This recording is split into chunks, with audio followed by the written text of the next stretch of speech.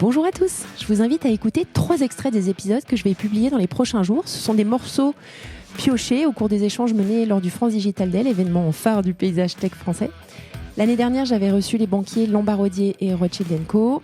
Et le focus de cette année, c'est plutôt sur l'impact. Alors il y a Antoine Verret de Brega qui nous parle de leur thèse d'investissement, leur dernier fonds et de pas mal d'autres sujets passionnants autour de l'ESG. Il y a Fanny Rodriguez qui est CEO de FinTechture et qui nous partage son expérience très forte en matière d'affaires publiques, notamment au travers de sa nomination au sein du comité consultatif du secteur financier. Et enfin, Astrid Fokens qui revient sur le partenariat d'Impact Partners avec Singa, qui ouvre une fenêtre sur leur mission d'inclusion et la manière dont ils envisagent d'aider les populations vulnérables en Europe. Vous allez entendre des discussions qui sont vraiment éclairantes et qui vont vous ouvrir de nouvelles perspectives sur la durabilité en finance. Je vous souhaite une bonne écoute et à très vite pour entendre le premier épisode de cette série France Digital. Antoine Verret, partenaire chez Brega. Sur la partie sélection, donc on a construit un comité ESG chez Brega qui est composé de 6 personnes aujourd'hui et qui, après 3 meetings, donc quand on commence à avancer dans le processus d'investissement, va noter chaque startup sur plusieurs critères.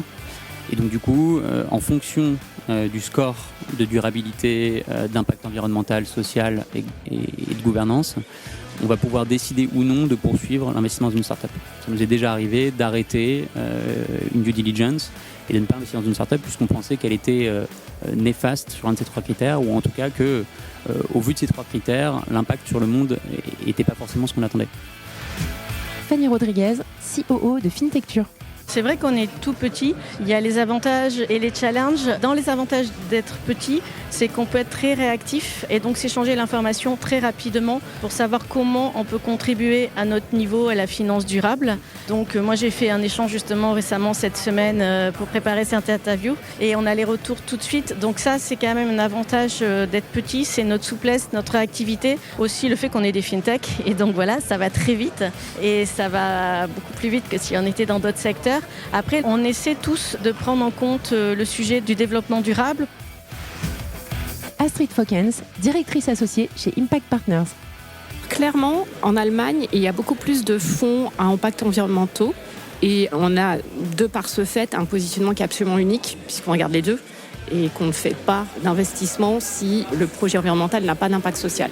Donc ça nous permet de nous différencier et donc créer un peu, je dirais, notre ADN et puis surtout notre engagement. Vous venez d'entendre quelques extraits des épisodes enregistrés au cours du France Digital Day cette semaine que je vais publier dans le courant de la semaine. Ne restez pas trop loin de vos plateformes de podcast préférées pour pouvoir profiter de ces enregistrements.